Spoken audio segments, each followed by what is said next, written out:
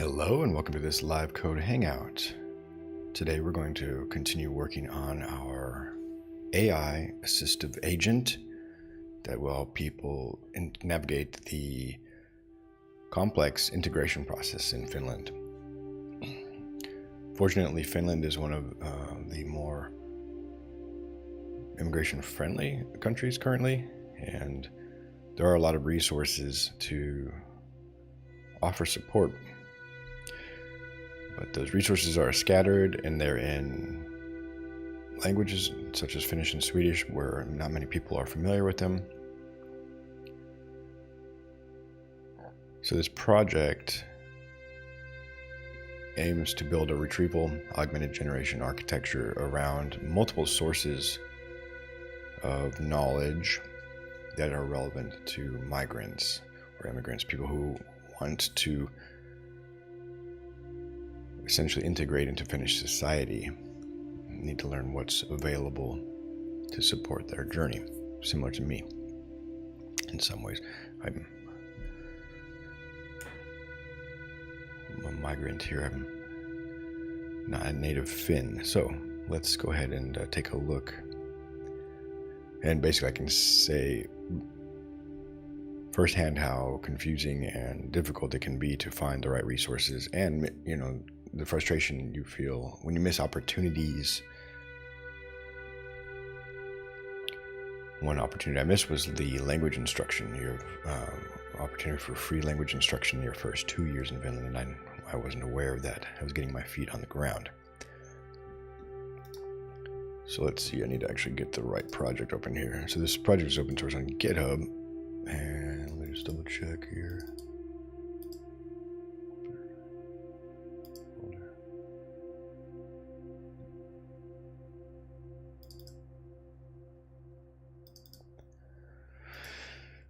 So today, I'd like to continue working based on our recent changes where we've actually crawled the entire, or not the entire, but a big portion of the Migri website and built a vector database of the content. And let's see if I can browse this. I might need a SQLite viewer.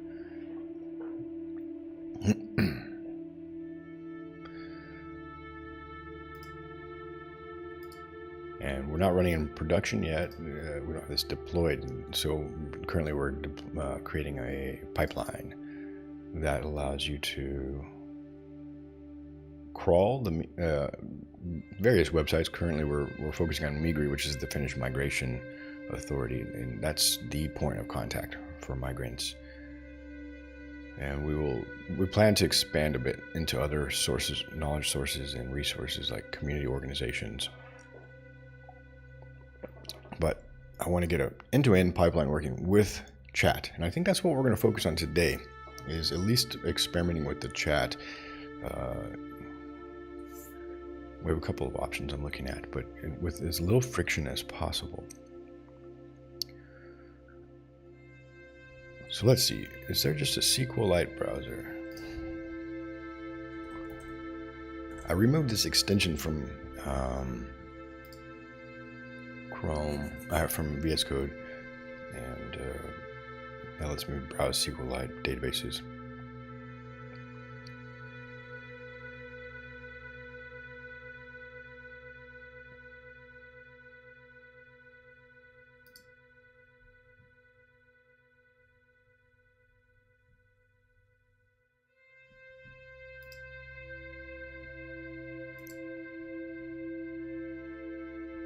Six hours ago, 4 licenses. What? Okay, strange. SQLite by license and Mozilla public license version 2 as well as changing GPL. Okay. Interesting. Okay, that's a confusing licensing situation, but I'm just curious. TIFF and WebP. Okay, so there's something there. And relatively recent update. I'm just checking like C++.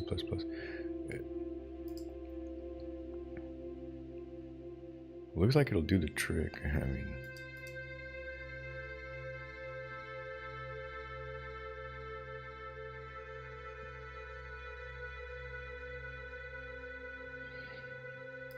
let's just try it out. We're gonna work with Ollama today, which is another fun thing. And I've got a few resources open here we could consider diving into. Let me just adjust my lighting here because that light mode is like pretty blinding. One moment, I'll be right back.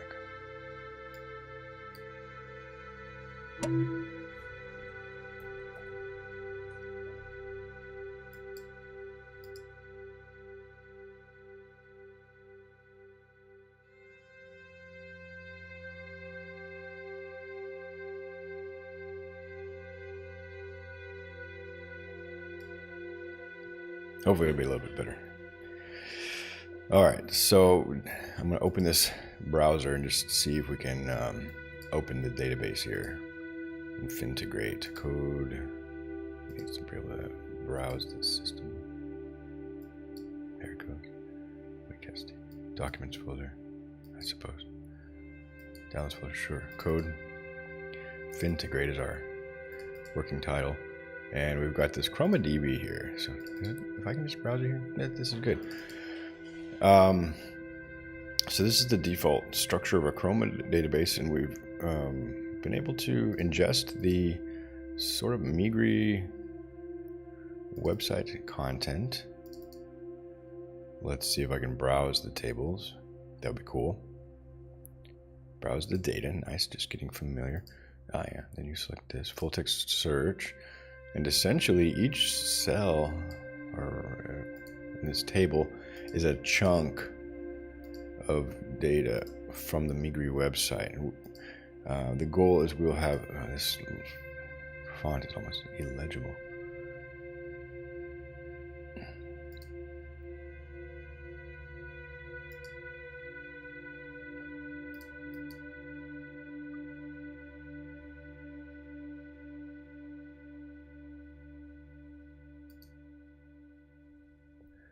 No better. That's kind of almost, that's a deal breaker if I can't read the text on the screen.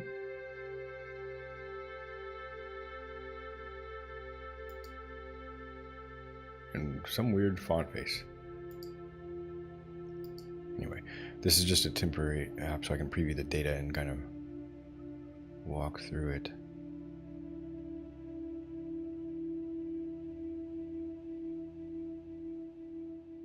But boy. It's a poor design decision. But yeah, so we have a lot of chunks from a lot of pages, and we've also tried to store the metadata. I'll have to look more into the structure of the collection so we can retrieve that metadata out, specifically the pages that each chunk belongs to.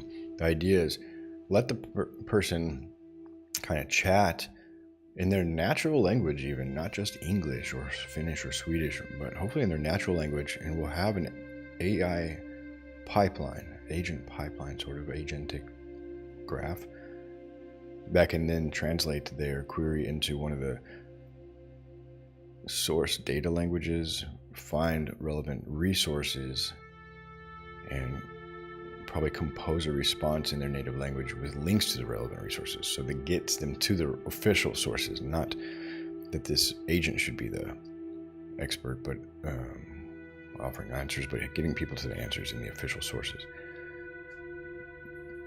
Okay, so there we go. Now we're able to at least browse the data. So nice, good.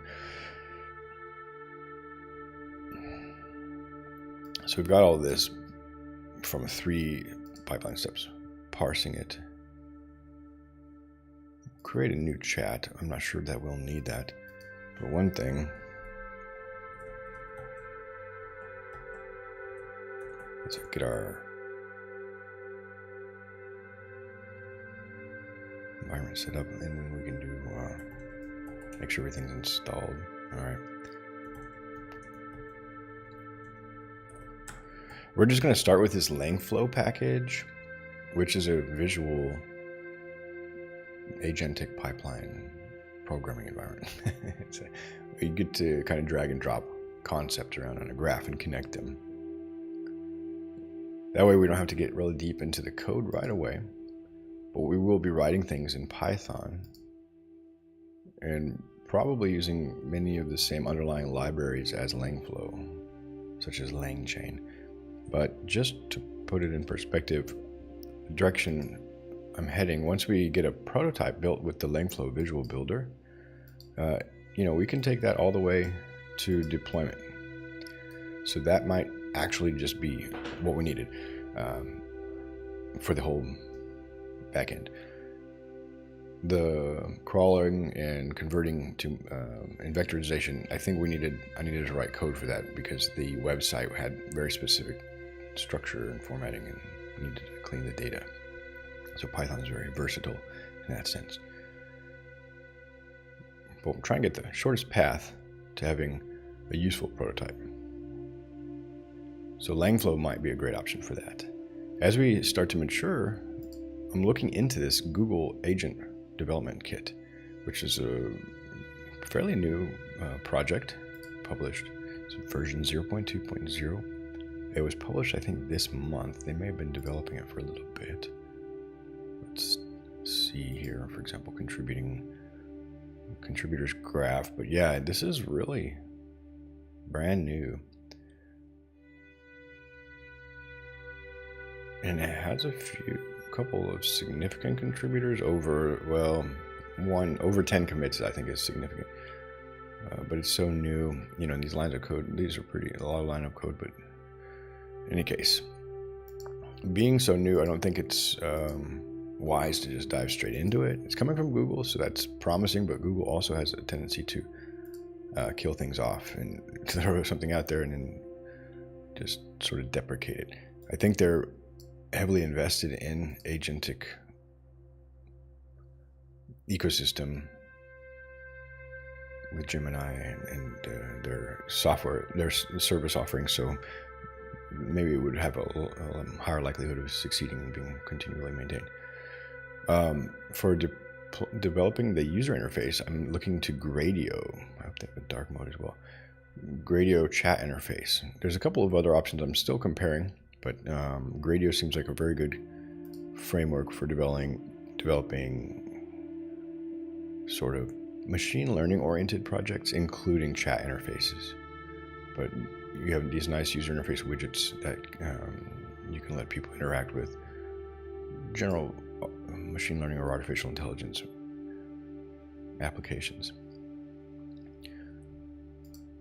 We're going to use the Ollama project to run these large language models locally. And then I'll connect to a more robust model such as Gemini Pro 2.5 or Anthropic Claude or OpenAI models. But this is a nice way just to get something running, and it's completely free. And I'm just checking out this. There's a lot with the model context protocol going on and how we can get models information about up-to-date information about like the libraries and tools we're using. I'm using a few of these. So I just came across this Context 7 project, which may be useful. For example, if we use LangChain, they've done the work of crawling the LangChain docs, and I can hook this Context 7 model context protocol provider up to our code environment and be building with the latest standards. So we'll look at how that works once we need the code. But let's go back to just the graphical programming environment, which is built on LangChain. Let's see.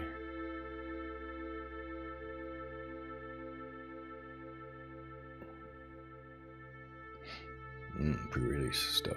It looks like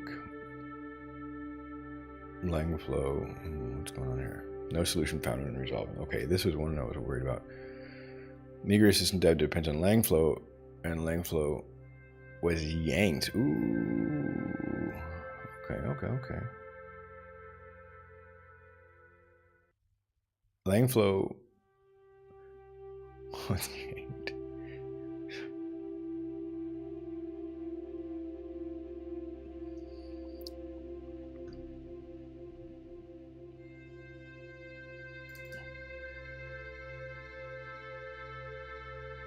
Oh my gosh. The Langflow project does do some weird stuff. Why? Just install 1.2.4. Check our dependencies here.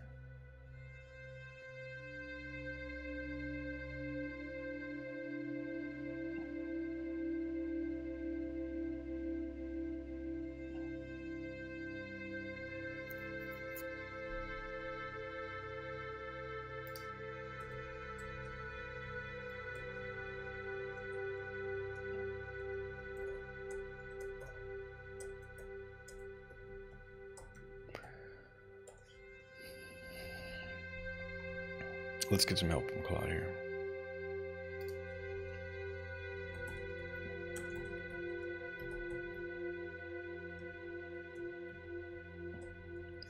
One point 3.4, they released it, but is it on PyP? That might be the problem.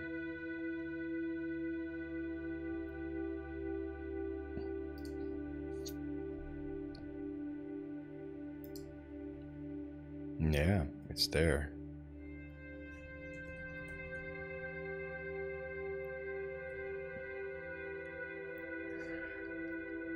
If I ask Claude here to help me, it can inspect the output of the terminal command.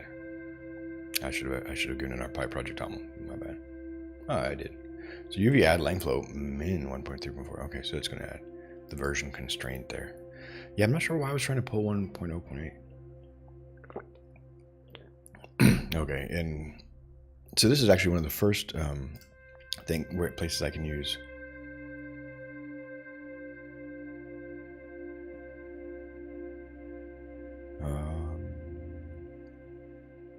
UV add Langflow. So we're hitting our first block. Can't install Langflow. Well, the other option, there are a couple of other options. Like flow-wise.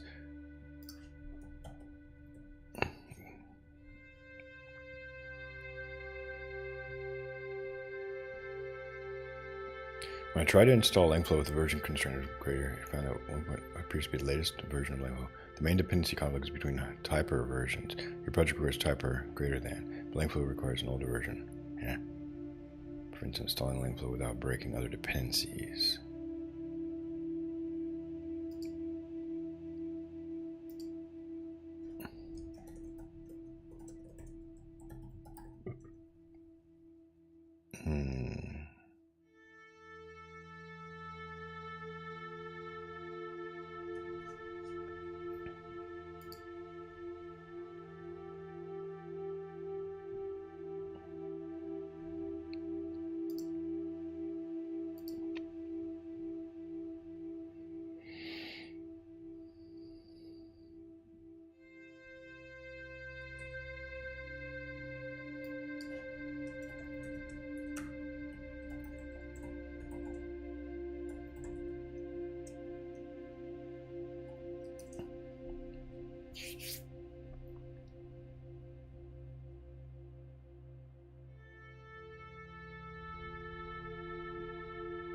Is it just this? It's a direct dependency, but I don't understand why we needed that. Typer, where are we using that?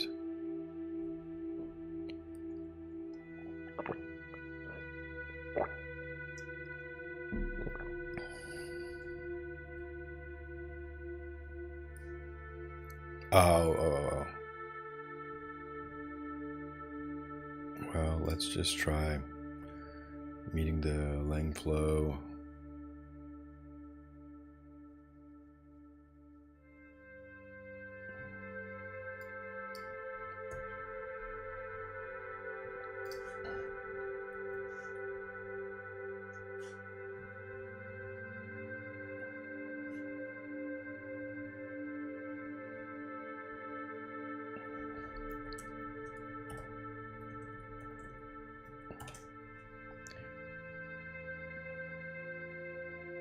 Dang.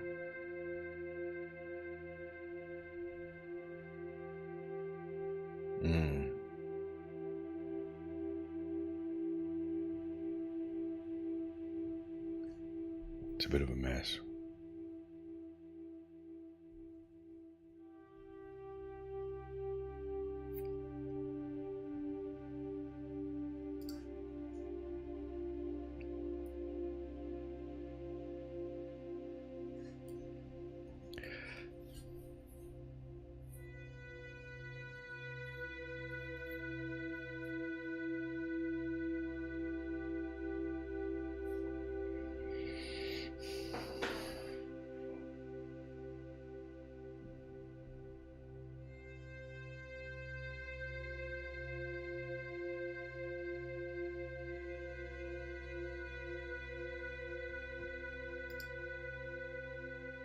Yeah, I don't think we want to loosen that up. We're pretty dependent on Typer.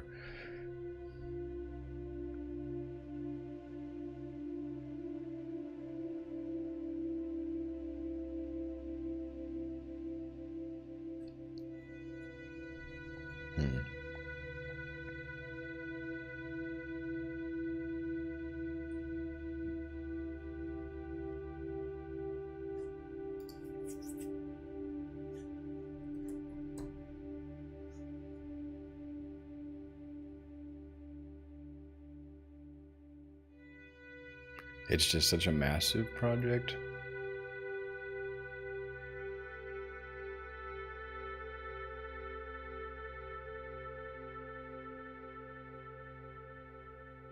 You're not dev dependencies in the main dependencies.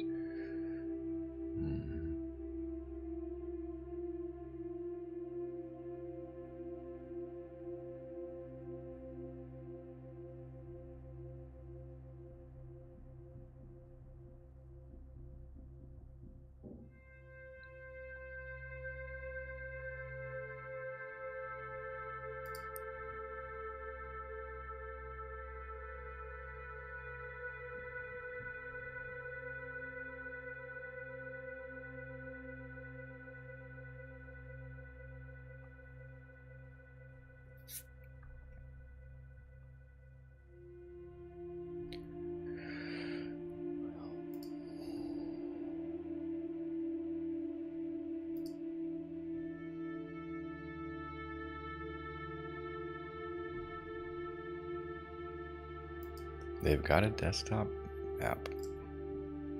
Yeah, I don't want to sign up for that. We could just try the frozen approach. Let's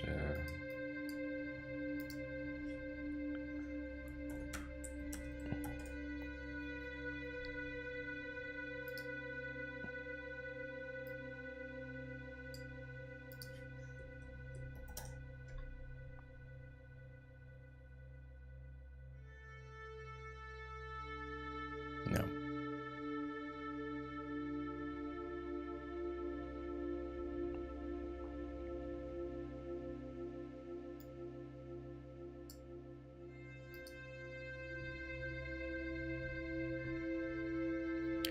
Let's see if there's a bug report about this.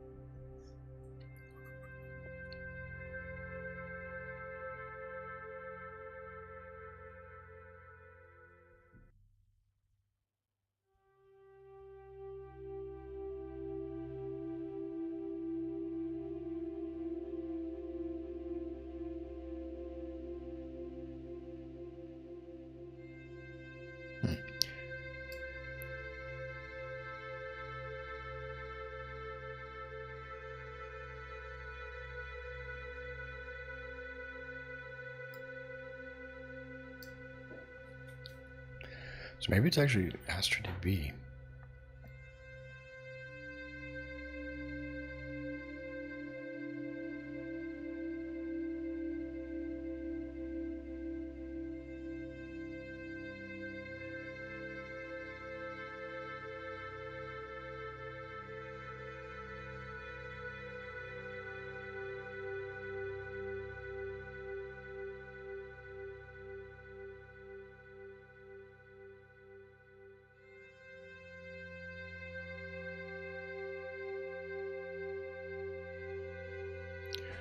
So I need to actually just get the command. If I want to open a bug report for this.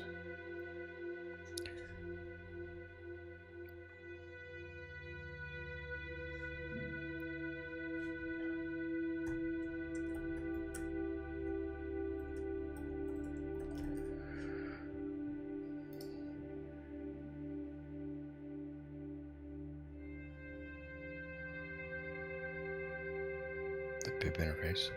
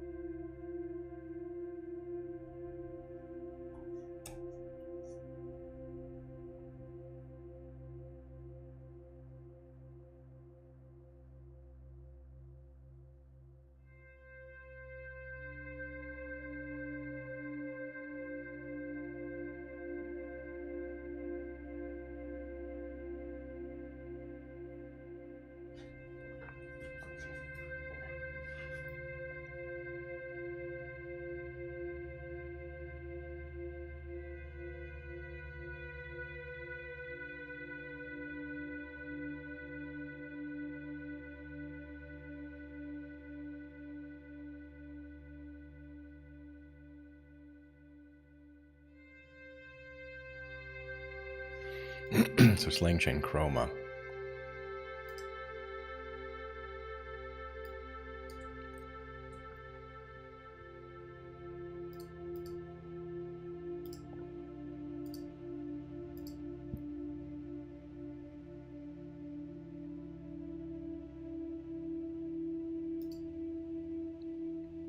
Is it a direct dependency or?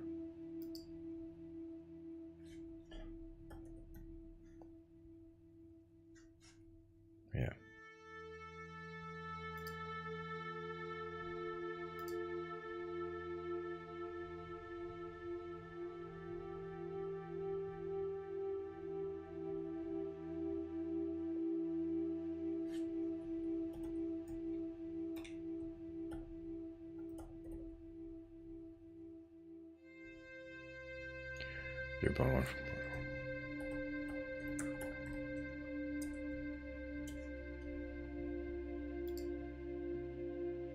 April 15. It's not that far out of date, but yeah, it's something that's important.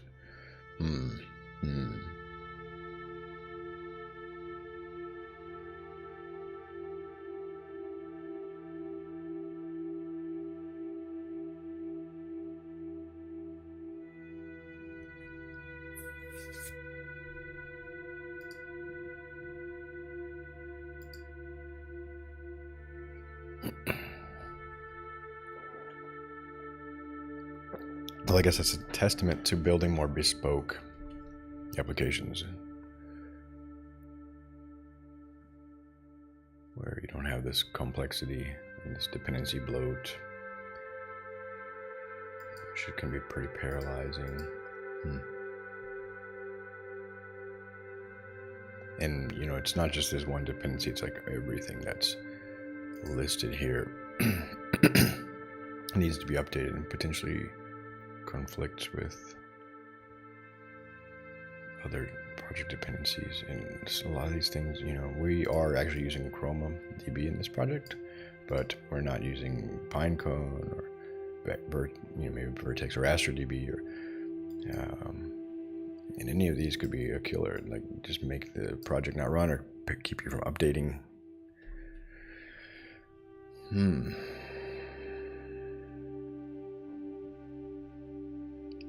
Langflow is like a meta project. It's super powerful.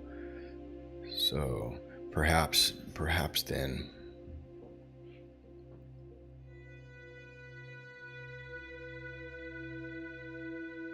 yeah, just change my strategy. For the time being, I do want to build in Langflow. So what are we going to do about that? Well,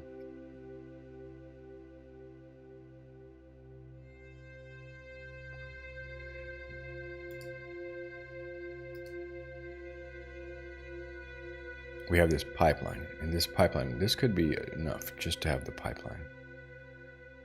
as a separate project. We do have this Langflow pipelines project where Langflow is already installed, and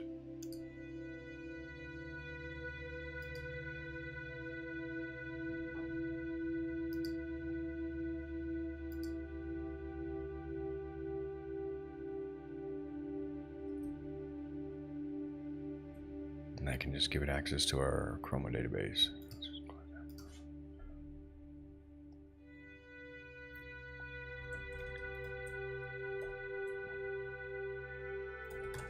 It's already in there, okay.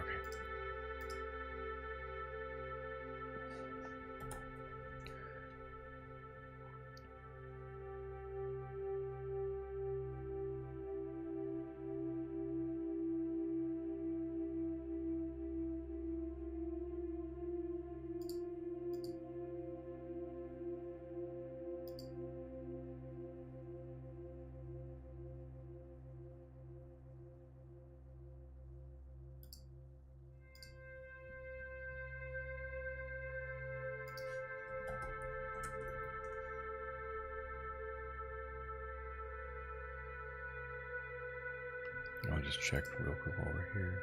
Yeah, it's greater than or equal to 1.32, so pretty recent.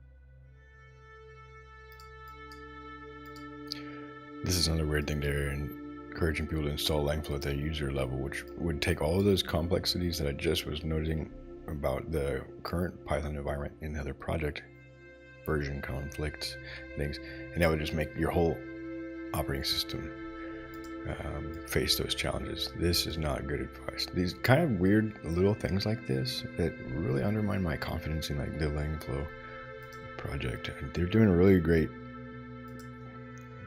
thing. Building this project is really complex and powerful, but just some basic decisions. I don't know. I don't want to be too negative about it. But I'm just again questioning whether I should continue using Langflow. Okay, so let's go ahead and update.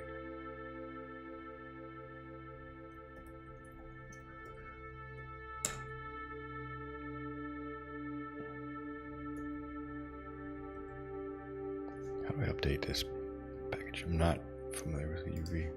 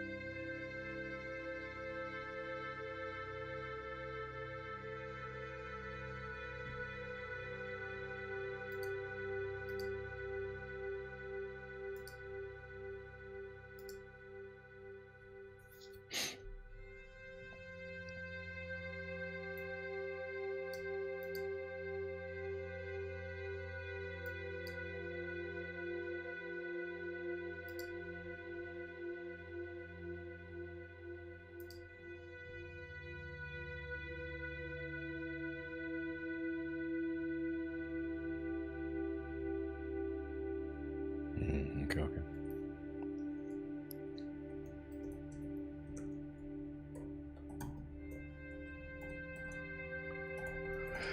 It's a bit more verbose, but okay, okay. It'd be nice if they had a more concise way of doing it, but yeah, we're good to go there. Sweet. Alright, now we're ready to roll. Hopefully. So the next challenge is then, how do I feed the... How do I give access, link flow access to the ChromaDB from the other project?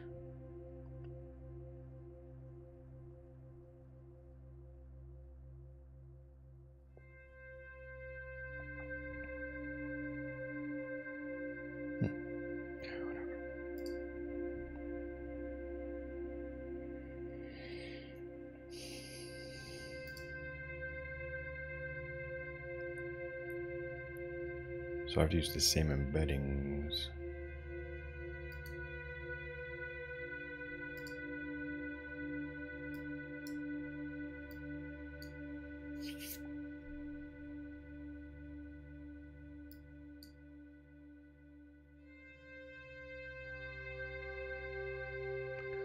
Alternatively, I can use this flow. Yeah, and I have to tell about the metadata. This is feeling like a non-starter day.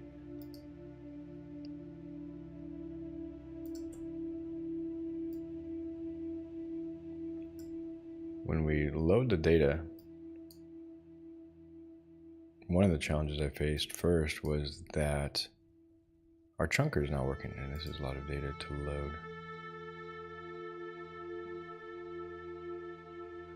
So when I run this process,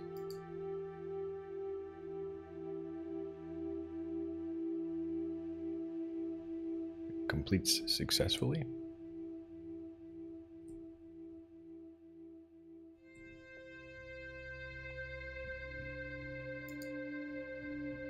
But if I open the database,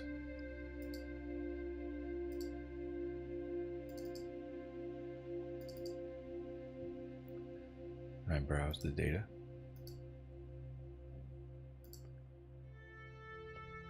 it only seems to collect the home page. There's 122 embeddings. So the first problem we encounter here is this recursive URL loader is not working, which was unfortunate. That would have just been really great if it would have just been the solution. So I, at that point, needed to pivot over to a more manual solution for parsing the data and getting it into ChromaDB, which we've done. I'd like to experiment with some of these powerful features and integrations that LangFlow has. There may be a better crawler.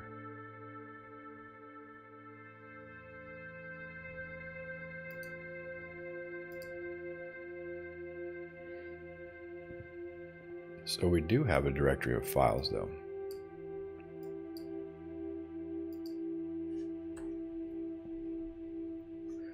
And if I could open a file browser, that would be nice. So one option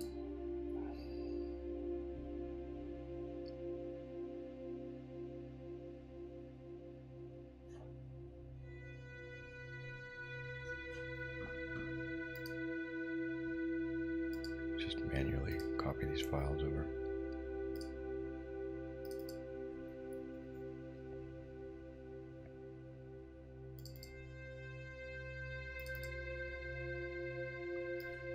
So we have this crawled content, which is a bunch of HTML.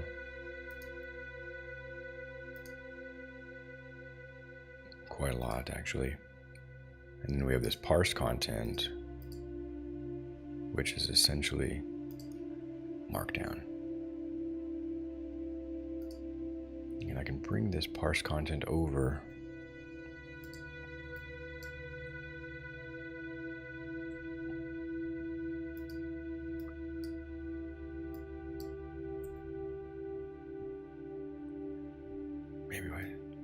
project.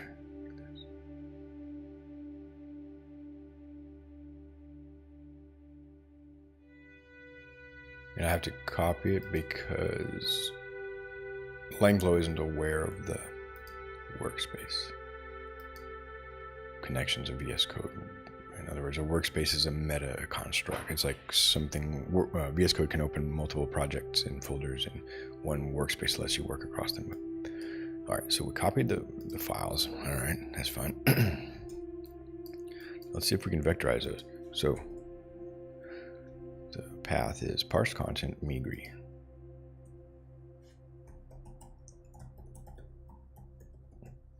And it's a bunch of markdown files, and it's just one level of depth. Hey, all right.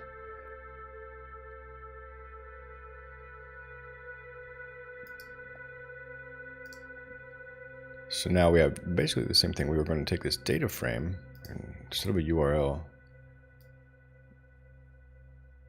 we'll pass that to our chunker and embedder and run it. So let's try it out.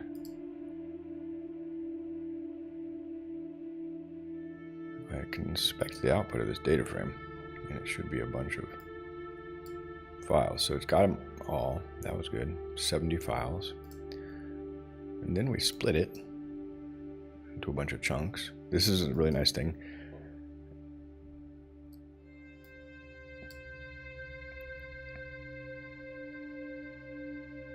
And like 1,000 chunks. Which is an odd number. It's like pretty specific, like almost. And I ran it through my OpenAI key. So this is where we started to incur costs. I was running with a local embedding model previously and trying to use the Ollama chat, which is okay. So now in our ChromaDB, we should have some more data here.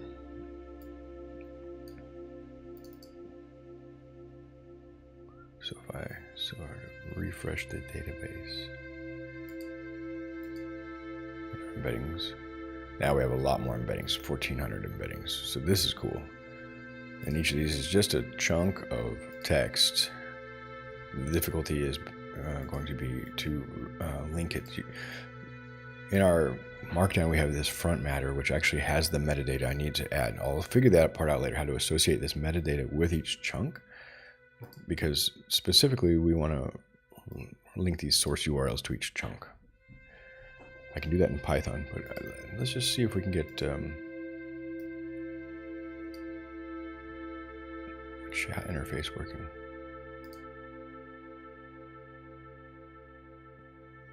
So it'll take my input, it'll retrieve data from our Migri collection in the ChromaDB, which we have just now extended, and it'll parse it and inject it into a prompt. We'll look at this prompt, but essentially it puts it in a variable here called context. And then we have, it's just a free-form text with some variables and curly braces. So this will be my input, and this will be the context retrieved from the database. Content retrieved from the database. So then I can open it in the playground, and I'll delete this chat, and we'll create a new chat, which we already did. And let's ask it a question. See if we can retrieve something specific. Like, how should students apply for residence permit?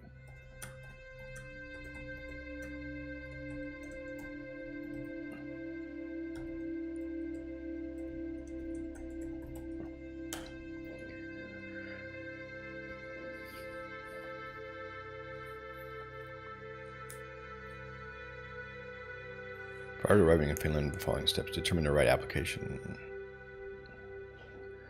Okay, so we're using GPU 4.0 Mini, which is cool.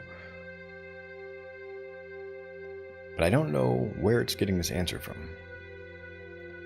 So that's the next step, where I'd like to enable some sources or chain of thought type interface.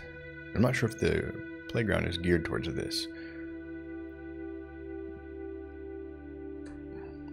But what I can do is hop back over to the view, and it has the whole state in memory right now. So currently, my last input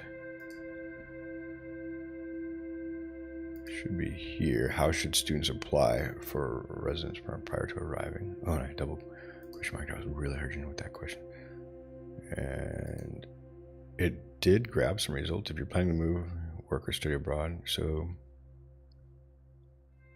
residence permit instructions. So another problem we have is this is a navigation menu. So the data that we got, no wait, is it, or is this a sidebar menu?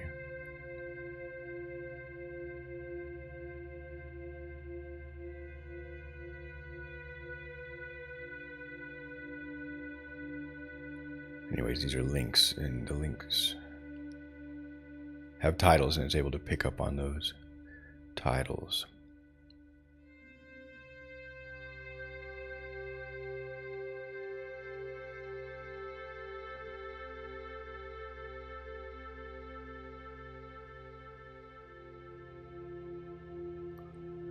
And we're not ranking them, so that would be another improvement we can make, is ranking the results and sort of picking the best URL. So I'd like to cite the sources where we got them from, and it looks like this applying for a residence permit is the most relevant source for the answer. So how do we get this into the output? That's the question. Interesting.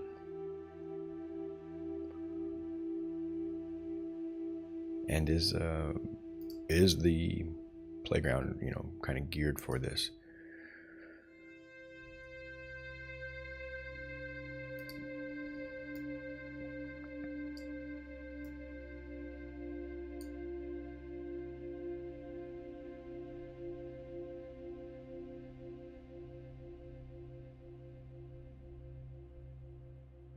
It's trade-offs, because we're able with Langflow to work at a high level of abstraction, and we've got tons and tons of tools available to us to build these high-level architecture, I would say. But when I need specific changes, like even just to modify the chat interface, I'm very limited with what has been exposed to these controls. For example, background color, icon, text color. So if I want to do retrieval augmented generation with inline citations or chain without reasoning, and the interface doesn't support that, then I have to really either not implement that feature or start into the manual project, which I think is probably where I'll need to go. So it's a very good prototyping tool and getting an idea of general architecture. We needed a retrieval. We needed a data processing pipeline, which we've created, and then vectorization pipeline, which you can build visually, and then we have this retrieval augmented generation flow. You can visually see that. You can interact with other systems or data sources, which is also really nice.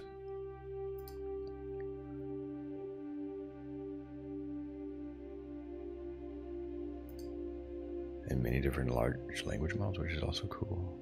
Here we have Llama here.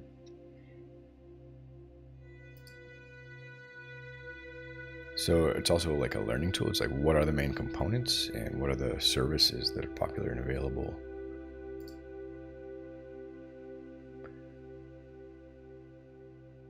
And it seems like we should be able to use a local embedding provider like Llama. Okay. That way we don't need an API key.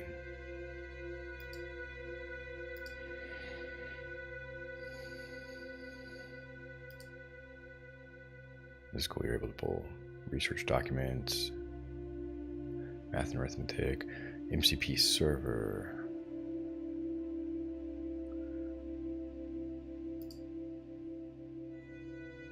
And run subflows, that's really powerful.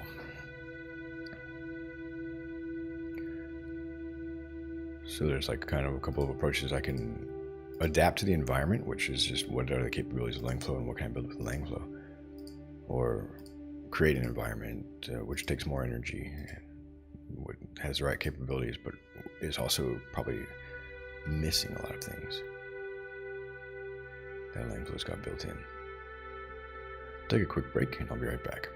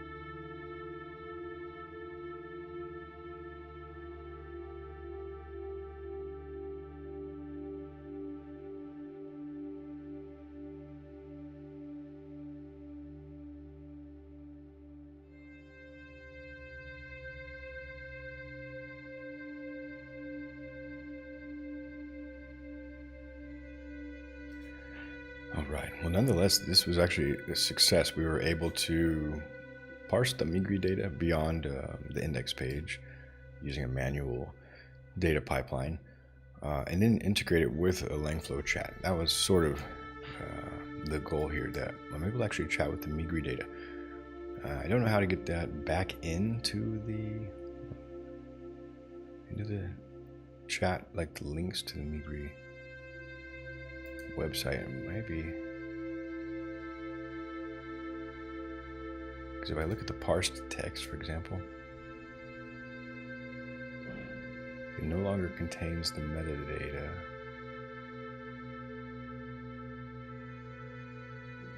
It does have some links.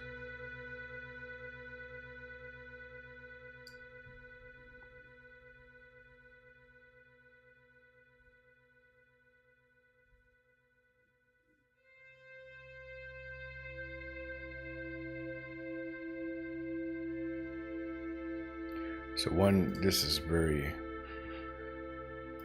non-deterministic, but one idea is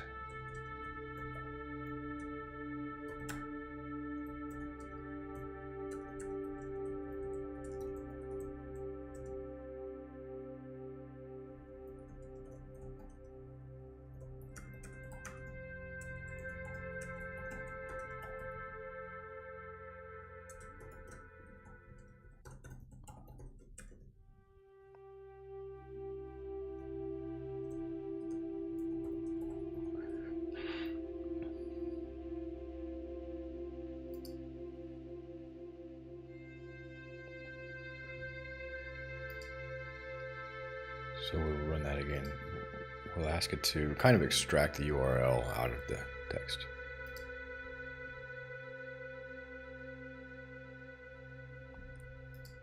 We'll delete this, and we'll delete this.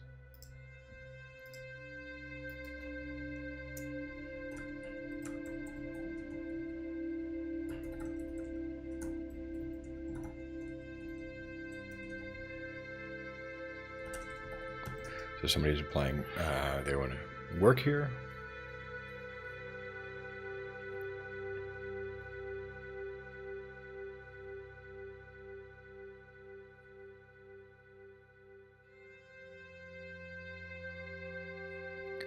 Interesting.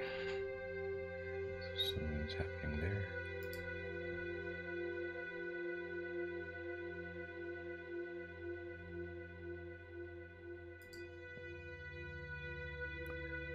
Building, and then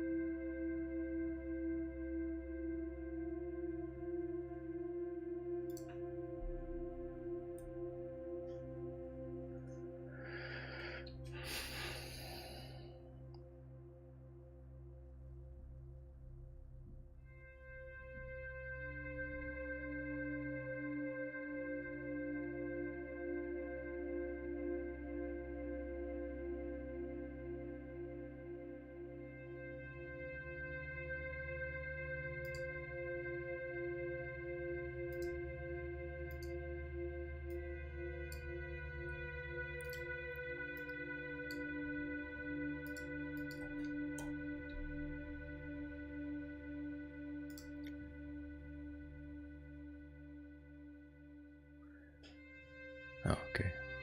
Makes sense.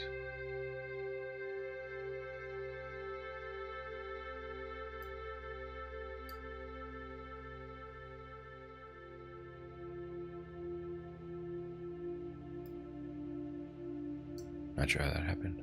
Strange.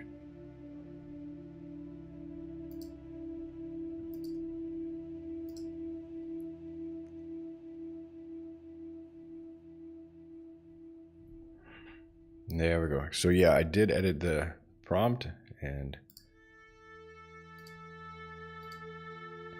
I check and save. Somehow I deleted those. I didn't see what I did there, but somehow I deleted both of those. Strange. But this is the nice thing about a visual programming paradigm, is you can kind of then see the flow, and it's sort of easy to see when things are disconnected. Okay, so that was cool. And we got a response back. That was nice. With links. Boom. That I'll take. It's pretty close. If you're unsure about which application you can use, application finder on Migri website. Let's try it. The link. Application finder. Wow. Hey, this is good.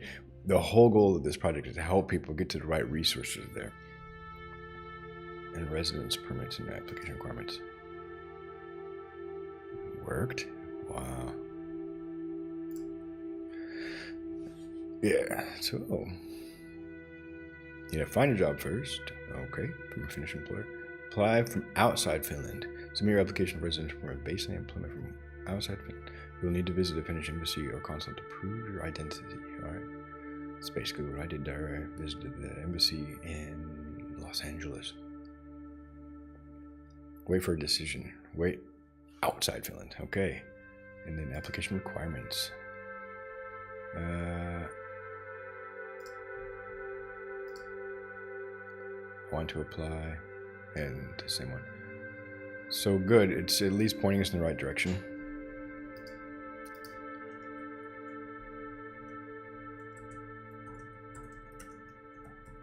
ELI 5, how to get work in Finland.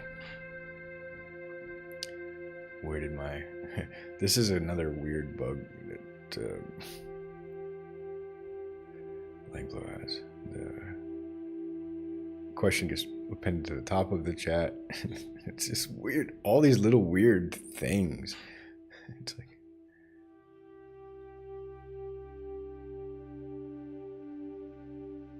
Ask for a secure job offer from the Finnish employer. And then, yeah, the response came up there. So it's like the whole chat flow gets interrupted. Started from the beginning. I did open or mentioned this in a bug report, an existing bug report. How to get work in Finland. Find a job. First, you need to find jobs.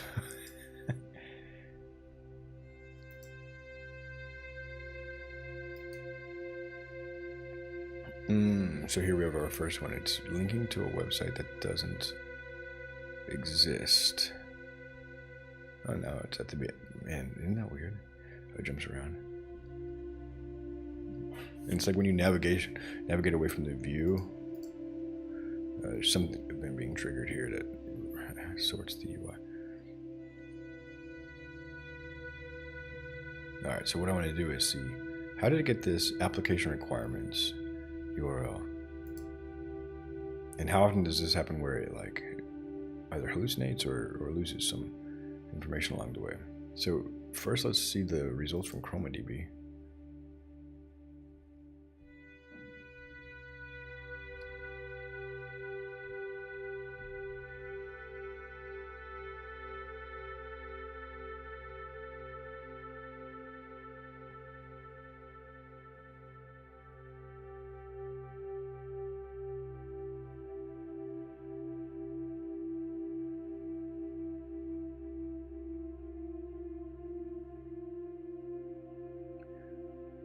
And part of this is because some links are absolute.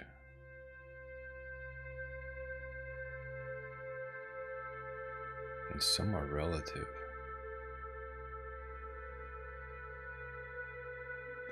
This is something I can improve in our, I'd hover over the exact link, but when I move my mouse off this, but you can see this application finder is like I want to come to Finland.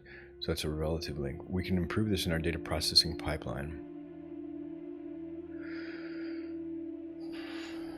And then, here we also see now Tuli is there.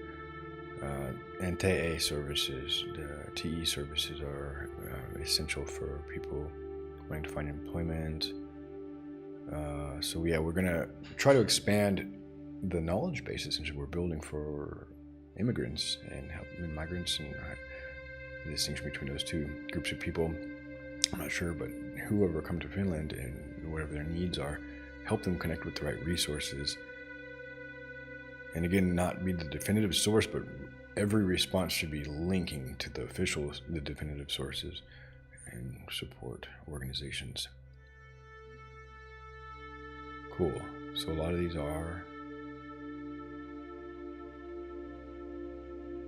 absolute links. So I'm just thinking in the data processing pipeline when we're getting the websites, probably during conversion to the markdown or in between, we can have a step that converts relative URLs to absolute ones.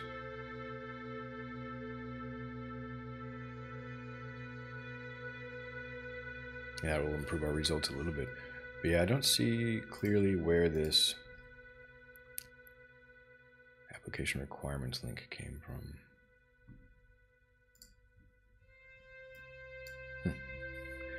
These are the sort of interesting challenge that occur with working with data in general, but also with large language models that are not deterministic, and you get unexpected behaviors. And they're very powerful in natural language processing and getting information out of unstructured data, but the better data and context we provide them, the better and more accurate the result will be. So that's my goal here, is to improve the output by providing actual information from official sources in a well-structured and sanitized way.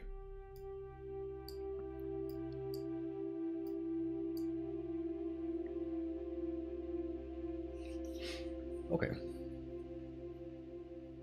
So we've identified one improvement for our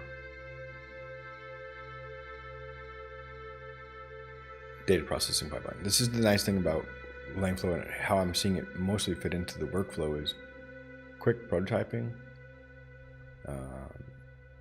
awareness of additional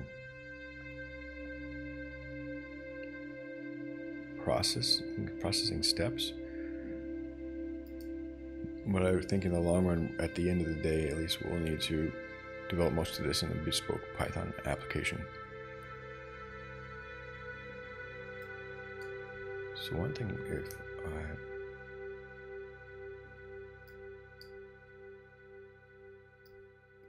able to do is append this metadata. So we get a directory of files and it opens them all up.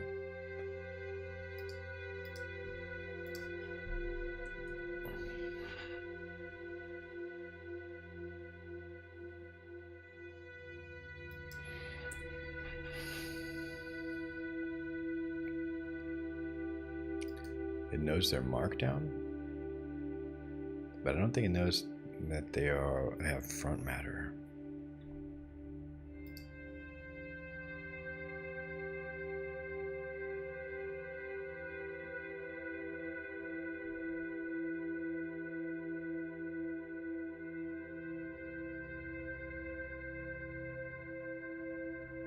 So let's not worry about that for now.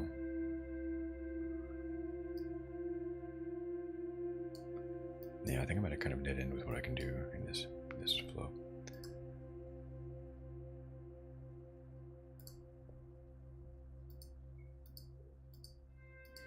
But actually, this is a good stopping point for this flow. I can take this prototype back to my collaborator, my colleague, and show them. So let's hop back out of the Langflow project. It was a good stopping point there. And let's open our other project, Migrate Assistant. And we can spend about 1 more hour improving the Migrate Assistant. So revert this Langflow thing. It was non-starter. There we go. Discard that. And then synchronize.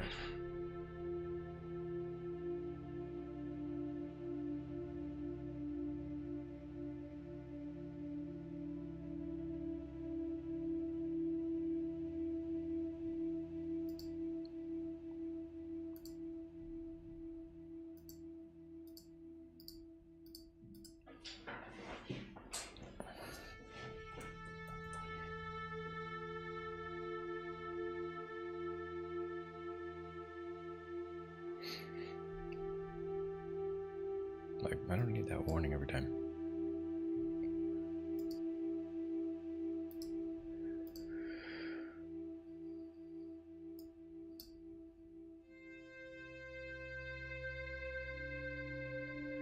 So what I'd like to do then, I think,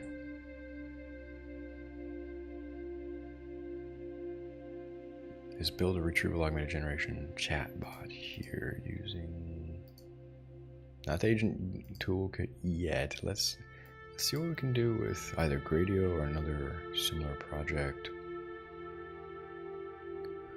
Let me just take a quick look at context 7.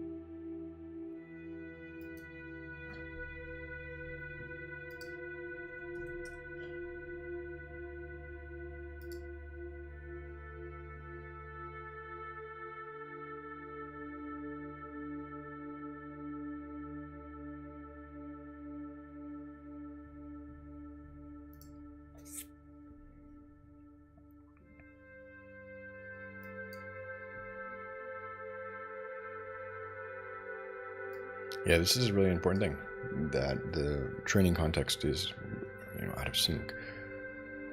But with this tool, we can actually run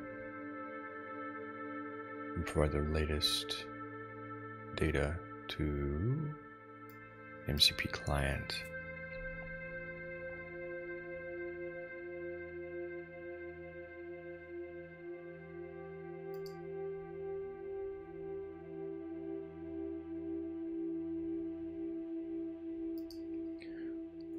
And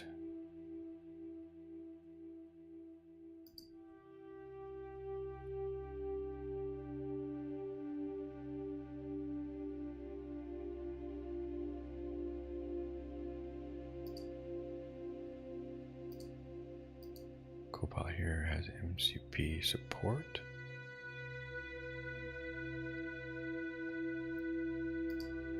We don't need Blender.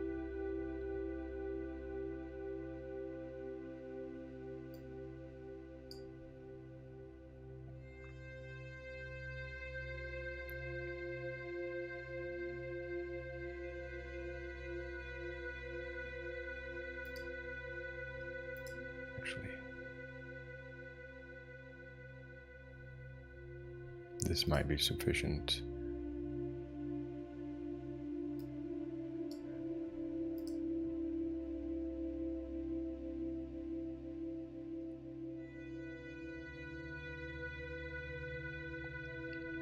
MCP.json. Oh, cool. This is right in the project there. Nice. That's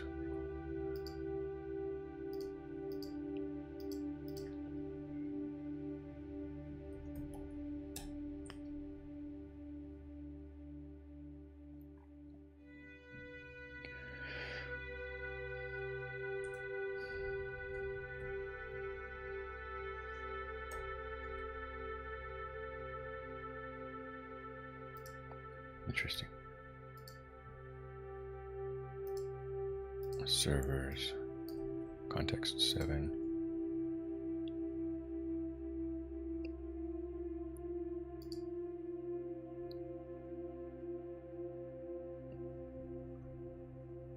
Maybe it has some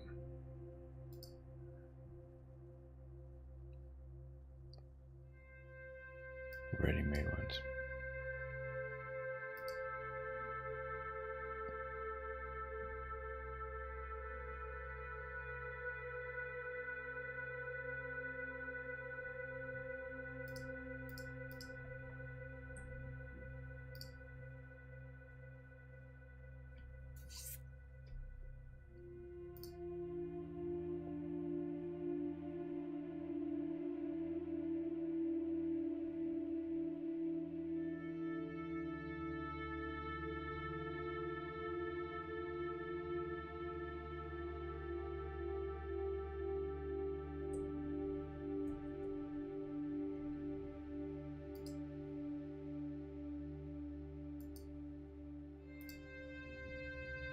Interesting. So MCP is running.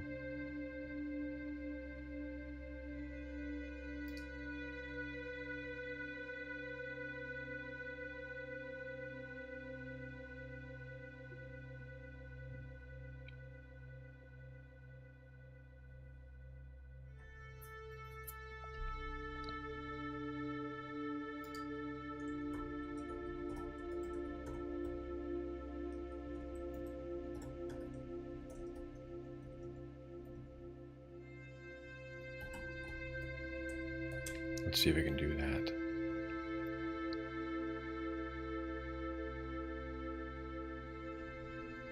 Yeah, it's going to resolve a library ID.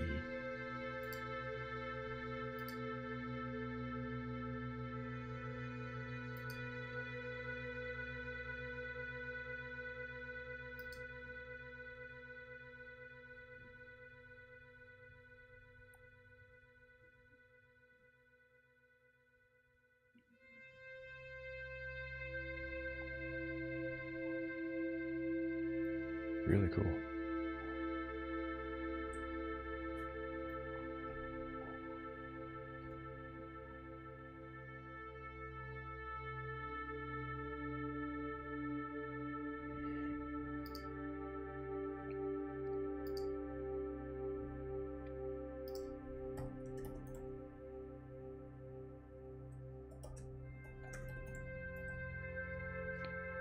So we'll create a new branch for the Retrieval Augmented Generation chat.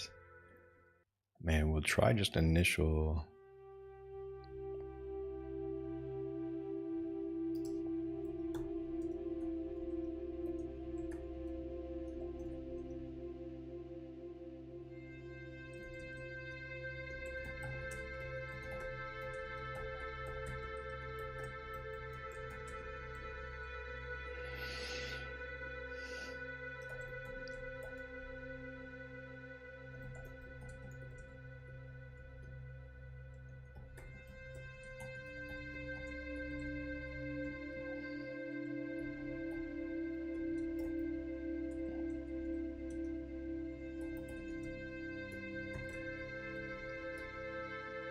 So we'll just try an agent mode to see if we can scaffold this.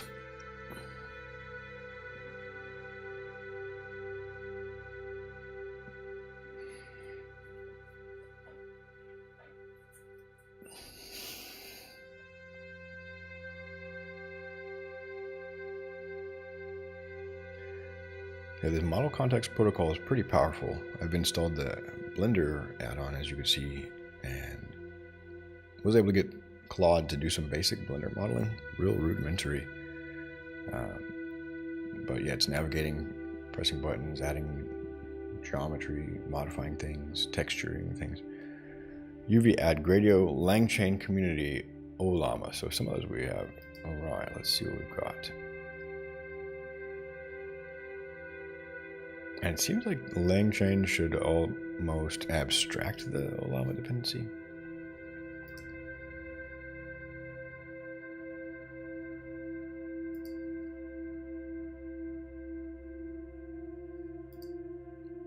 And that was surprisingly easy to add. We can add the astral docs, for example, Langchain Chroma.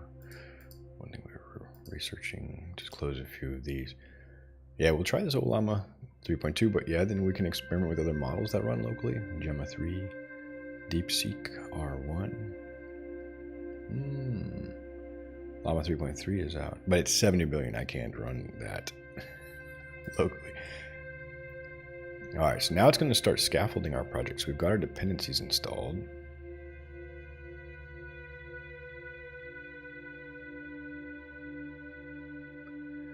Which Gradio is fairly light on the dependencies. That's nice.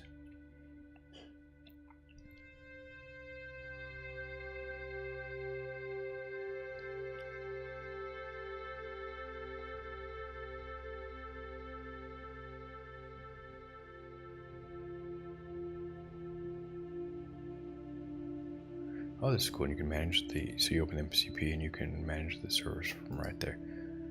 So this is one challenge in the Gradio app. What's to run that?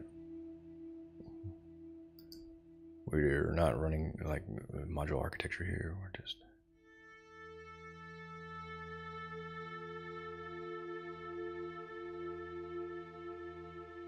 probably going to have too many overlapping responsibilities. We should, for example, have the retrieval pipeline or module that can handle formatting retrieve documents, making the query. Yeah, so okay, we'll improve that later. You are a Migri assistant, an AI that helps people understand the Finnish immigration processes. Use the following context to answer the question and acknowledge when you don't know something. Keep your responses concise and informative. Context, question, answer. Query Llama.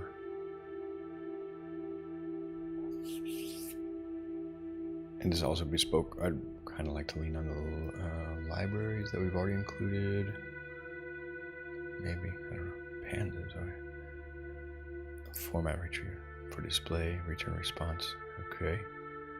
Defining a chat interface. Okay, so just response. Doesn't do anything with the docs, that's strange. Markdown, Migri assistant, markdown, ask questions, row, column, chatbot, text box, submit. Retrieve documents. Interesting. Respond. Examples. Run the app. Okay, we're gonna try running it. Alright.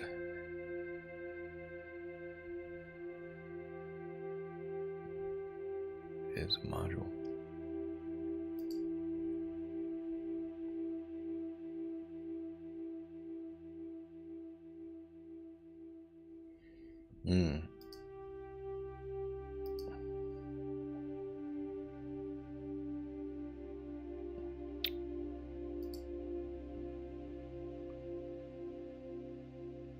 Some of these we can just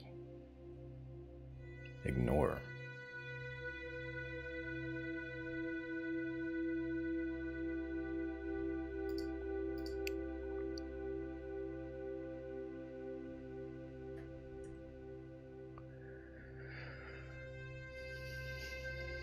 We'll need to list the models.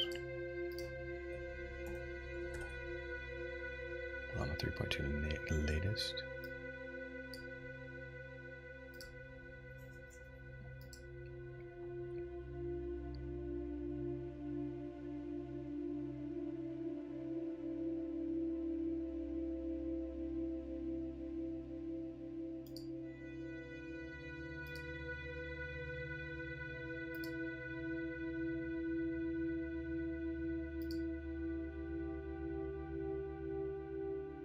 And it's not parsing the metadata associated with the documents. We'll come back to that improvement. Just get the basic thing running.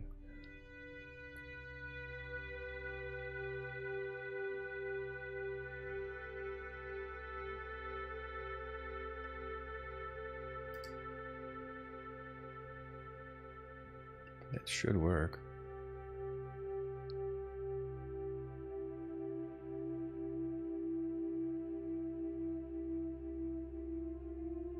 I will include details about Llama.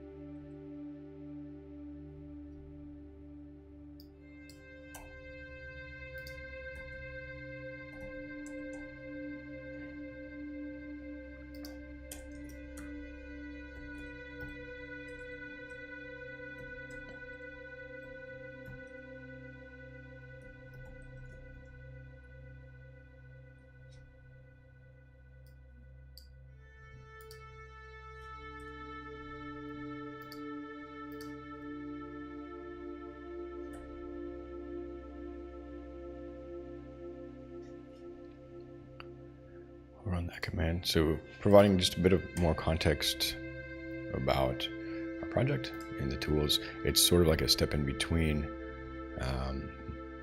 this model context provider and the agent mode, which can interact with the command line.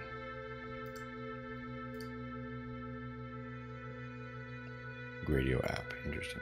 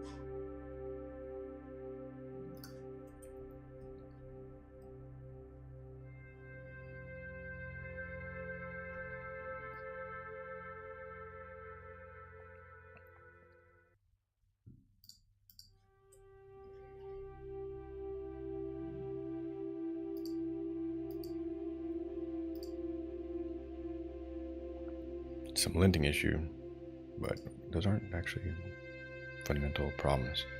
Okay, now we're green. No lint. That's okay. It's actually clean, writing clean code. And the module size is really small. It's under 200 lines of code. So we can break this out into better architecture as needed. Olama list. Now it knows about the Olama list command, because I passed that into the Copilot instructions. No, neat. This is working good.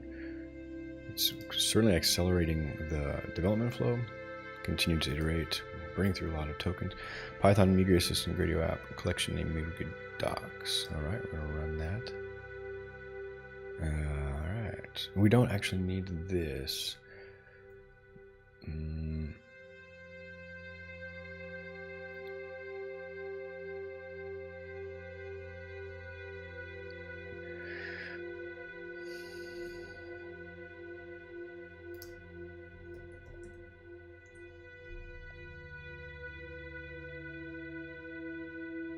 Type of annotation, you can use the primitives, and let's see how it fixes it anyway. Let's try to run it.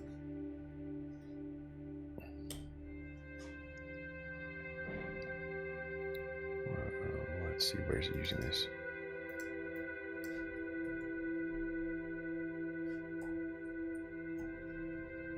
Nowhere.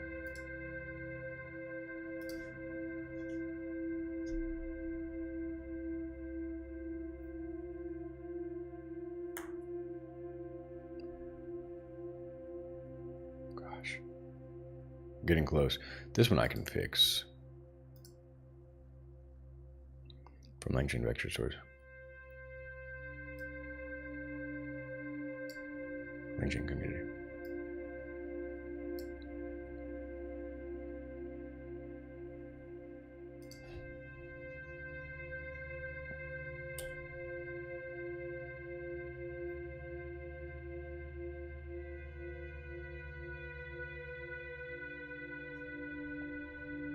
All right. Now switch command Gradio app.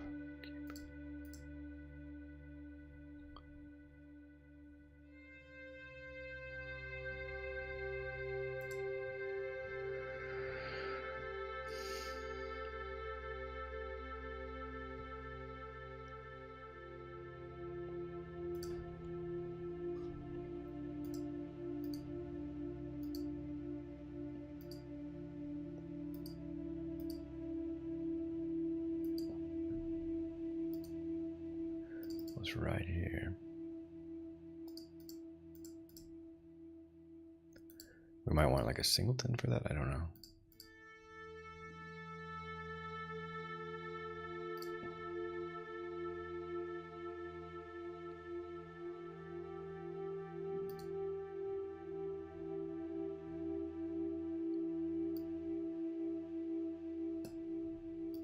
Let's just try with the defaults.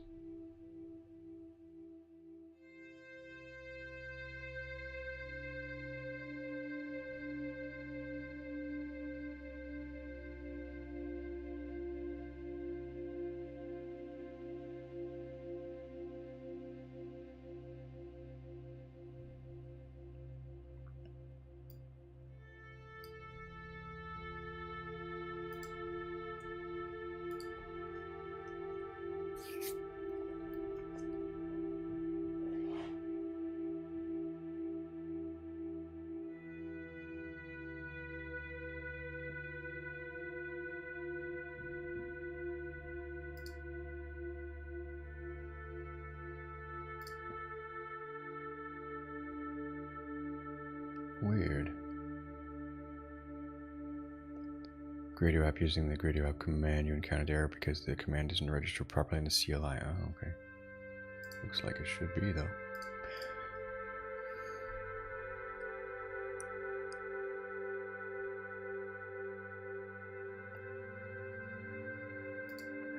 Alright, maybe it'll actually clear out these warnings as well. That's good.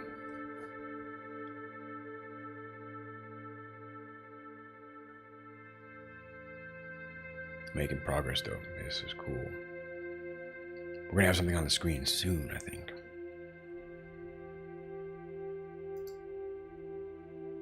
So it did that, I think. It's gonna get stuck.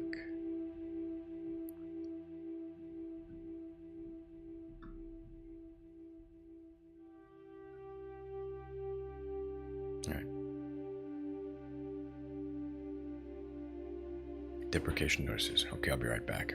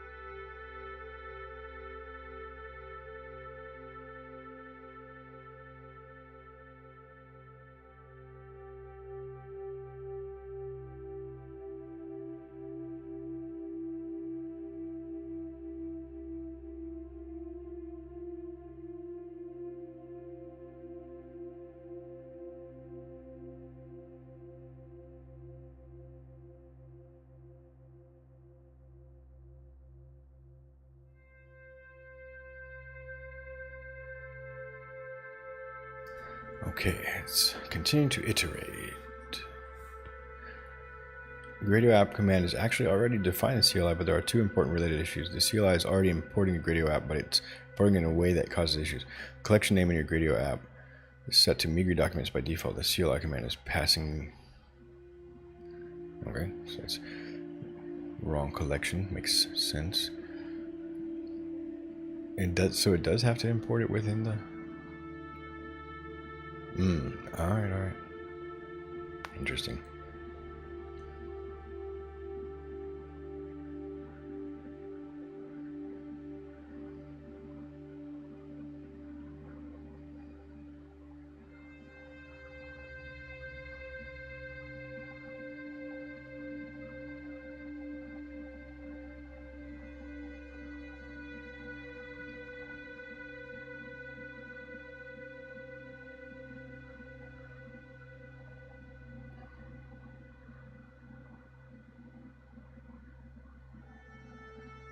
I wonder why it has to move those inside of the command. That's kind of strange, but alright.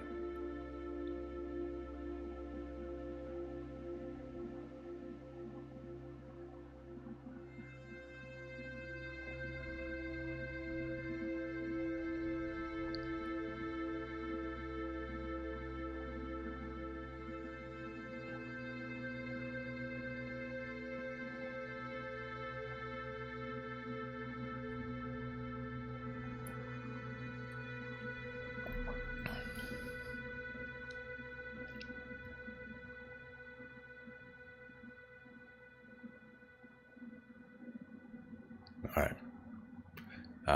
Circular imports. So that could be a sign of bad architecture. the Gradio app shouldn't depend on the CLI.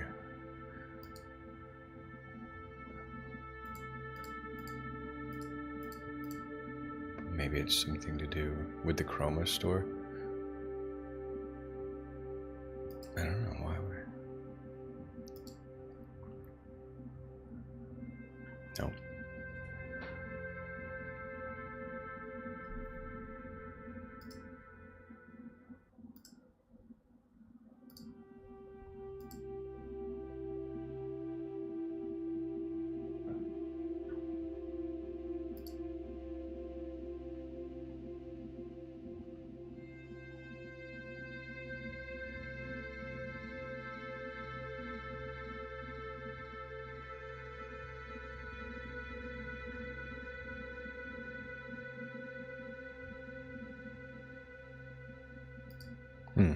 It just didn't pick up on...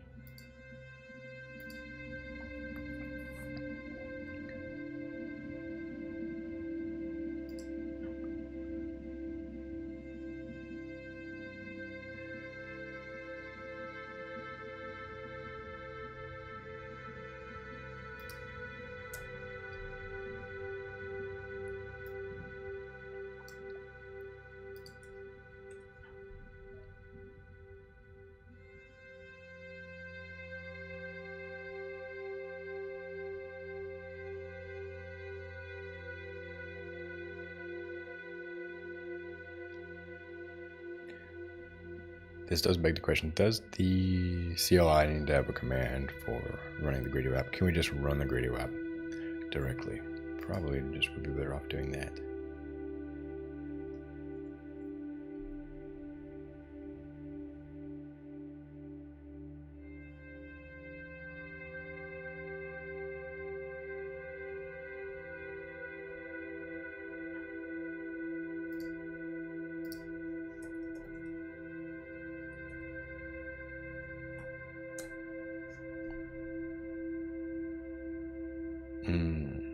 There we go, there's starting to be the problem.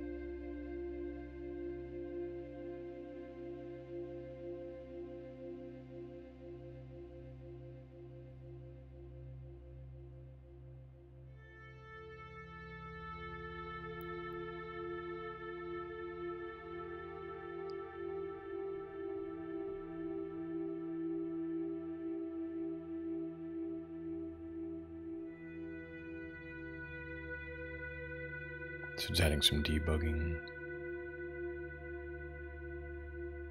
info.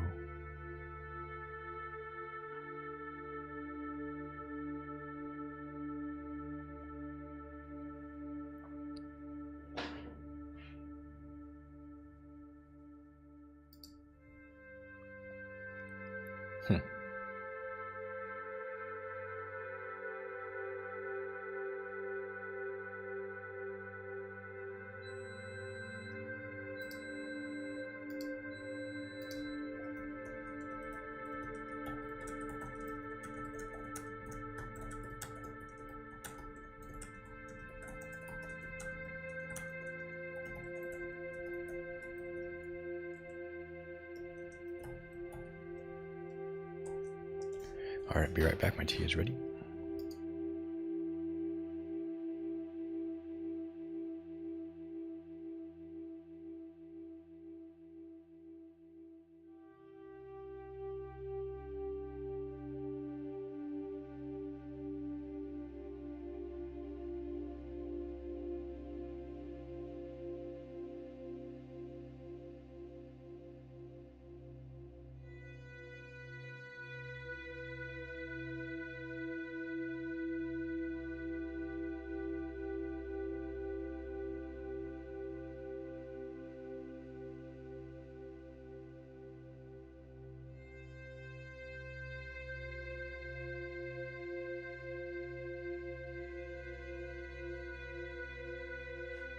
All right, so it's trying to run it.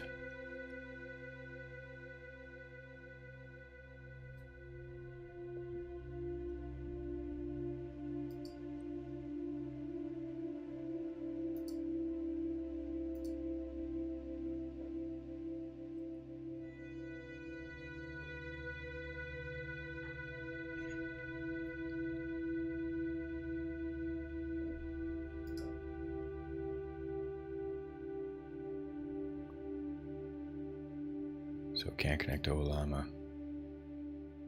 The warning.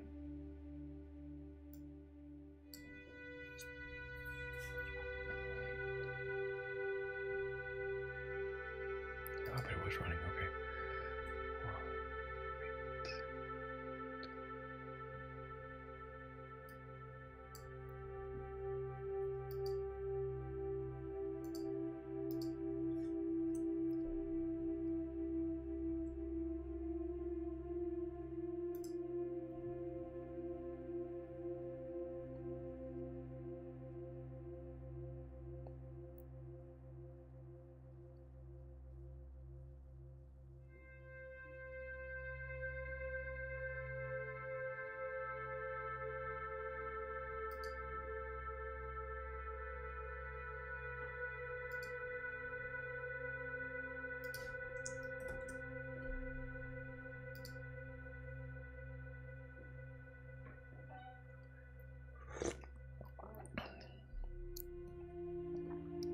So the interface is working. This is a good step. It's a good step. The integration with the model is not. So okay.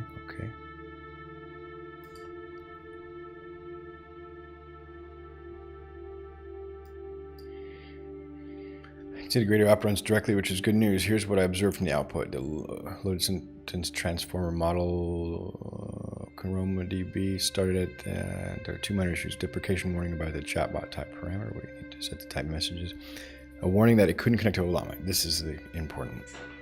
Let's fix these issues and test again. Okay.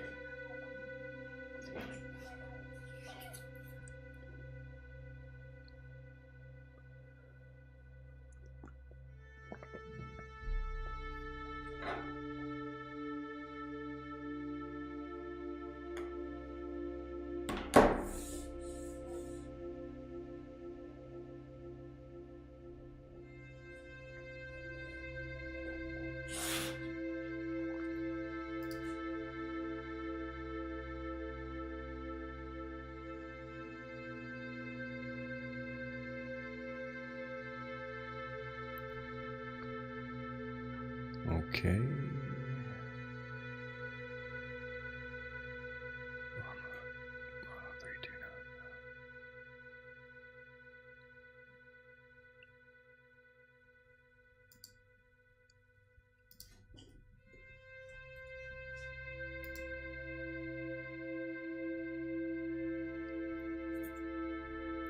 We're coming close now.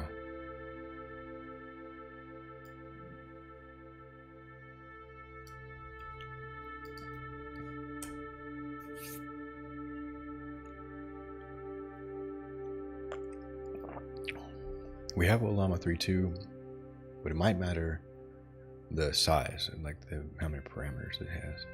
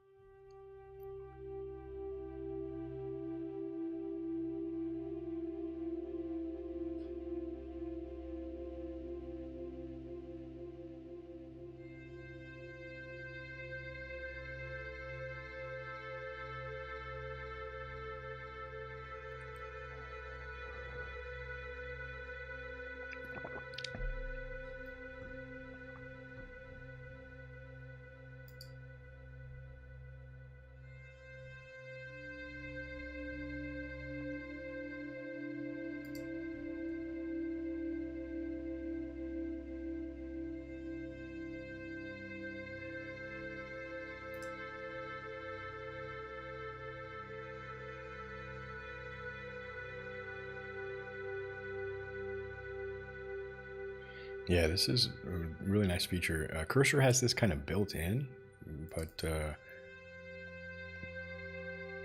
Copilot, GitHub Copilot doesn't have the ability, to my knowledge, of feeding in their latest documentation for these types of projects. Oh.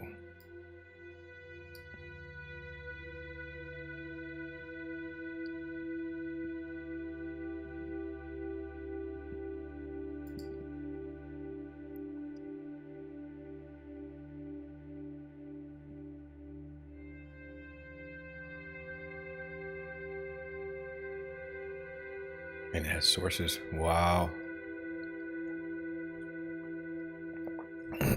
Oh my gosh, so it's actually working.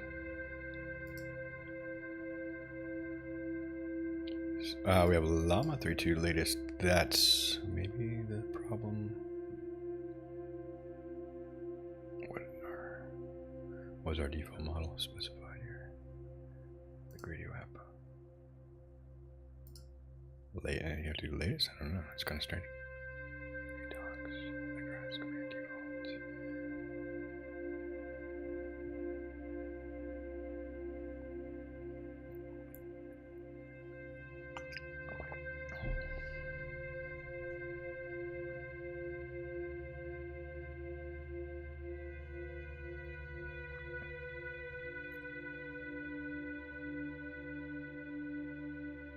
Let me update the radio app.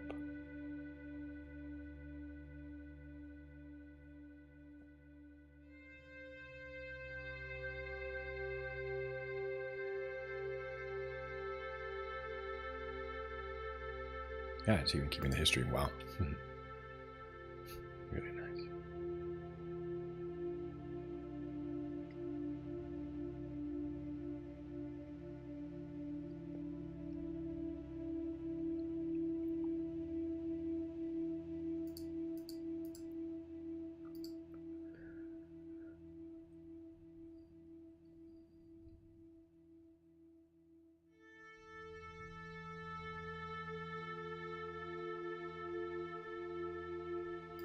$78.60.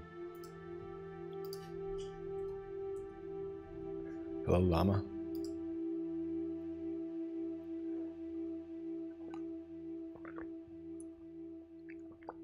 Hello, I'm Migri Assistant, your AI companion. In understanding the Finnish immigration process, how can I assist you today?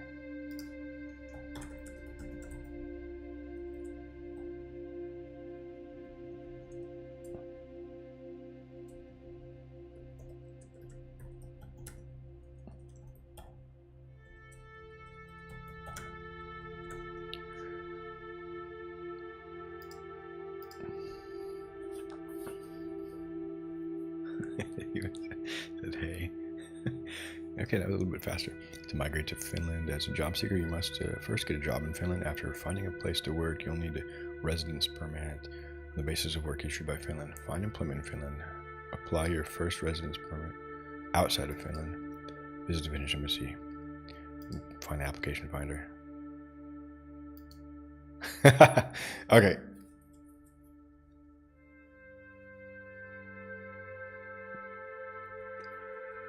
The URL is a bit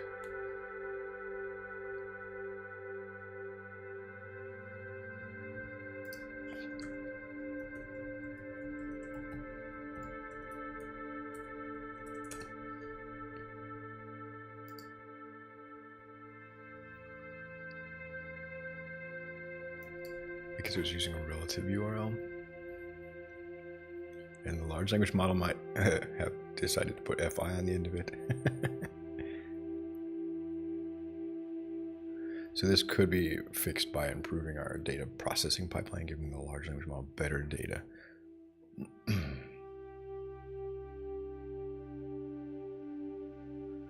And we could also fix this in a way, adjust it at least to by improving our prompt.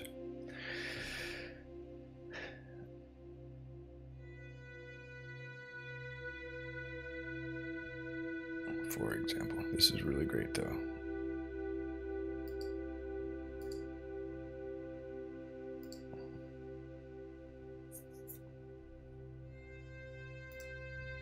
So we say initial working chatbot here.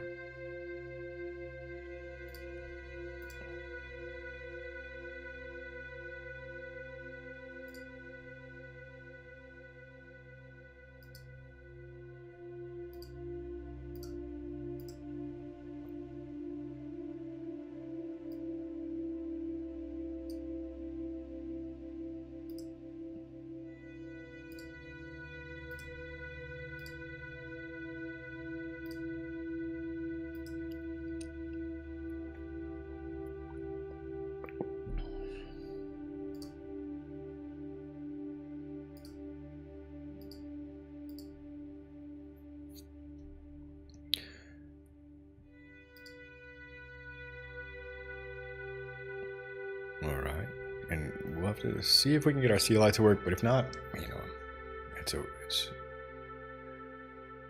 okay. Well, we'll update the README with instructions for running Gradio, which should be just something like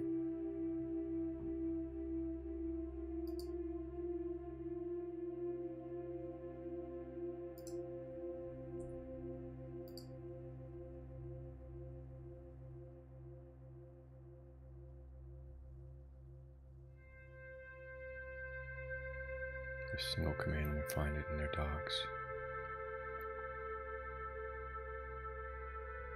It's really powerful.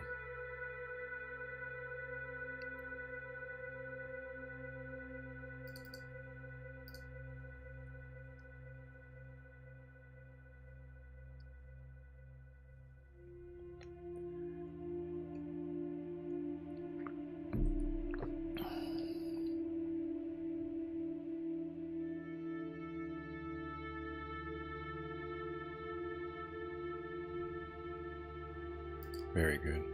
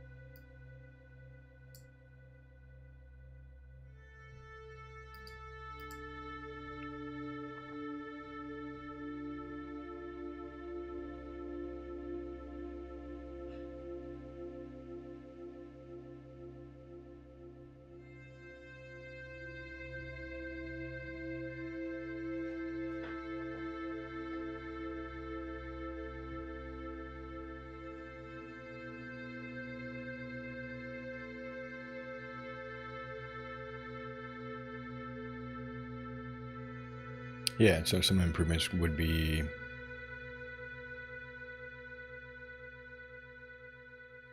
merging the retrieval augmented retrieval results. So if they're from the same source, for example, we can merge and elide them. Interesting. Okay, cool. Make the code a bit more abstract, so it's not like dependent on Gradio. And what do we do in the Chrome store? Let's just go with that.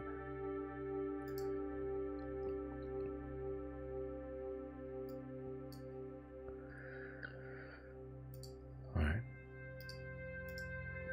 Then the CLI. Let's just try the CLI one more time before I merge that.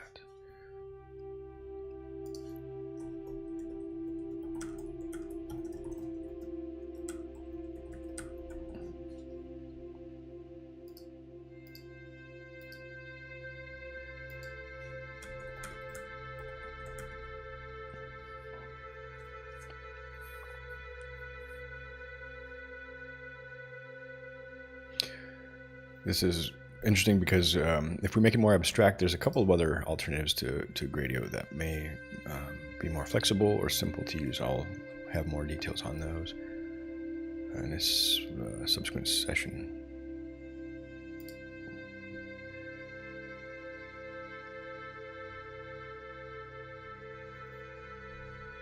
So just blend.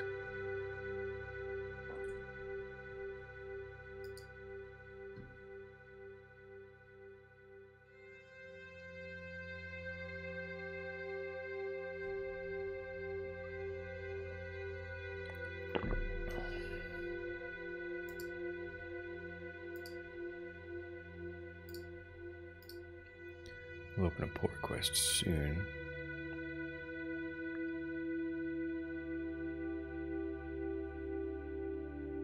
Yeah, it's a minor issue. I wanted to see if the major issue is if the Gradio app runs.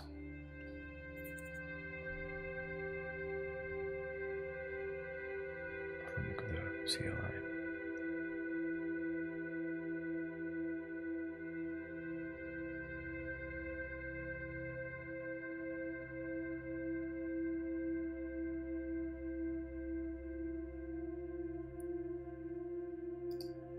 See if the help works.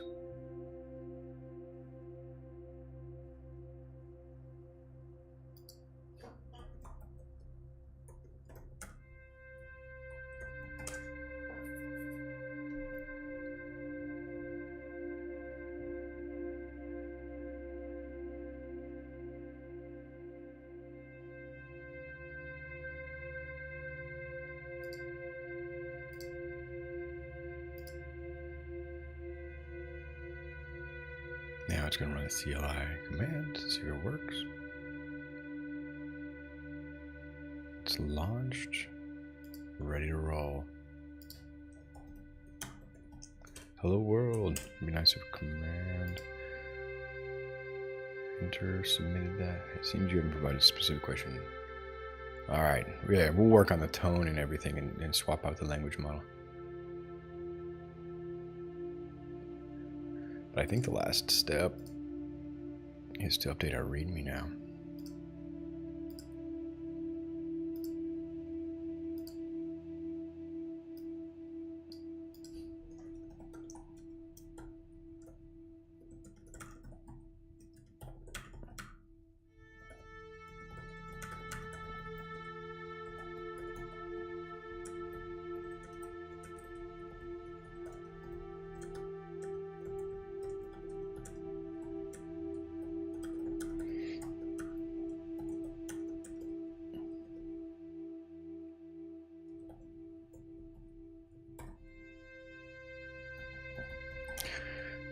Readability and usability, and so we want to make sure our project is well documented. See what it does with the README.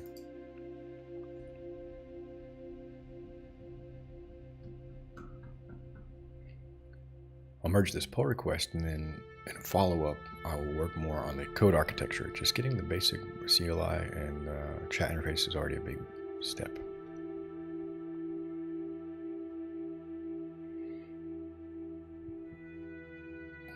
Maybe I'll remove some of these logs.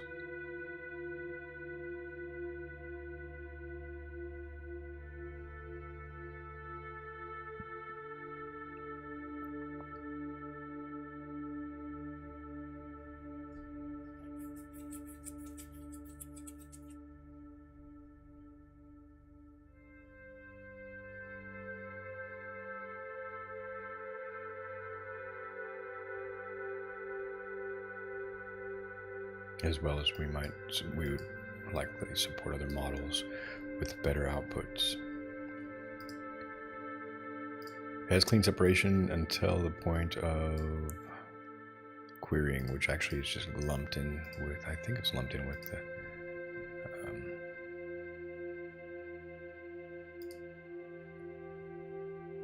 Gradio app here. Yeah, it's got like formatting, which this could be presentation related, so in fairness, that might be fine to include here. I think we only need an LLM namespace where we can query Ollama or other models. We'll have probably in the vector store perhaps the RAG response. Let's see, vector store is already doing that, so maybe that's good enough. But the prompt, it would go better in an LLM's module, I think. So RAG response would probably, yeah. I'd like the prompt almost to live in a markdown file instead of like this big multi-line string.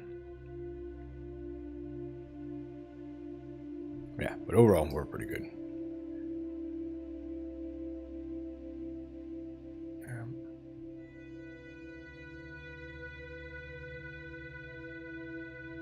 Threads into retrieval augmented generation should be the other way around. Capabilities including web crawling, content parsing, vectorization, and interactive chatbot interface. Prerequisites: Ollama. Ollama pull Llama 3.2. UV run Migri Assistant CLI Gradio app.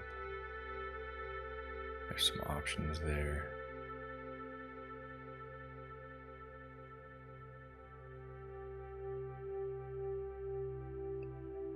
Call bars Gradio. Looking pretty good. Yeah, actually that was correct. I'm not sure how that slipped through. I had to fix in the Copilot instructions, but forgot to fix in the README. To UV run prefixes. Okay. Gradio app.py. It's looking good. Alright, this has been another live code hangout. We'll go ahead and merge these, push those changes up to GitHub. We'll open a pull request. I'll link the pull request here in the chat if you want to check out the code. Again, we're open source. If you like this idea, feel free to check the code, modify it, use it for your own projects and purposes. If you'd like to get involved, we'd appreciate some help. Paste that. Ideas are welcome. You don't have to necessarily write code to contribute to these open source projects. And I should actually think about test coverage for this Gradio app. It's so small right now. It's a few hundred lines of code. And it's a prototype demo. We may not end up with Gradio in the long run. I'll just let it slide. All right, my name is Briley. I hope you're doing well and have a great day.